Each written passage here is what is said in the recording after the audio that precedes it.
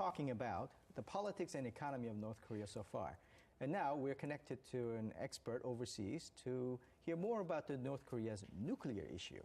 Sean King, Senior Vice President of Park Strategies, are here joining us. Hello. The first question I will have you is, with Iran agreeing to a denuclearization deal on April 2nd, the international community has turned its attention to North Korean nuclear issues. Do you think that the Iranian agreement would have any impact or bearing on North Korean nuclear program? Well, it won't have any deterrent, if that's what you mean, because the situations are fundamentally different.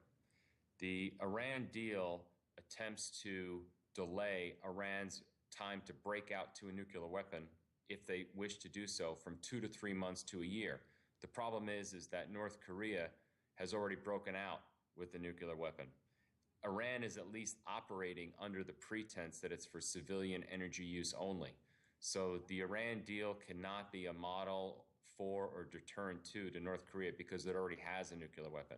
If anything, I see the Iran deal providing North Korea with strategic and business opportunities in Iran because it gives North Korea the chance to strategize and cross-research with Iran on uranium enrichment and/or sell it missiles to deliver its nukes if and when it decides to break out. So it's neutral to bad from my point of view. Many experts are saying that the situation in the north is very different from that of Iran. In your mind, in what ways are they different? Well, aside from the fact that North Korea already has a nuclear weapon, one big difference is that Iran is in the Nuclear Non-Proliferation Treaty, or NPT, which North Korea left in 2003. Also, the Iranian economy is much more integrated with the world economy, while North Korea is pretty much isolated aside from its missile, illicit business, and regular business with China.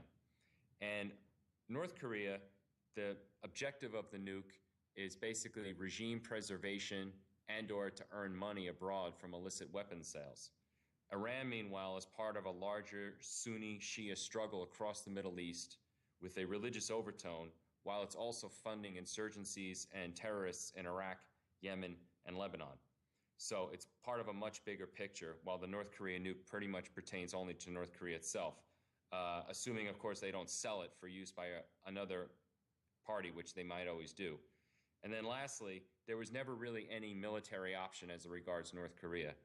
With Iran, a few years ago, probably there would have been if the United States had agreed to look the other way if and when Israel tried to take out its nuclear facility, but I'm afraid that that moment has also passed. What do you think is the intention of Pyongyang's continued provocation, even in the face of the Iran's nuclear agreement? Well, three things really. One, most North Koreans now know, even though the regime does its best to keep them in the dark, that South Koreans are better off than they are. So for purposes of domestic consumption or propaganda, Kim Jong-un needs to be seen as waging war or defending the Korean peninsula against evil America in South Korea.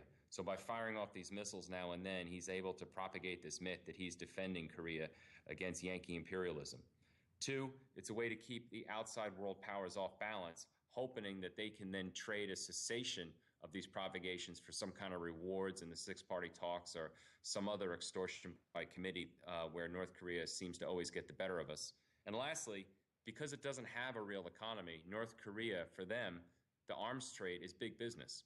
And they make a lot of hard currency, which keeps the regime in power by selling their missiles and other parts overseas. And if they don't test them every once in a while and show their customers in the Middle East, Africa, or wherever that these things actually work, they're not going to sell anything. So really it serves those three purposes for the regime.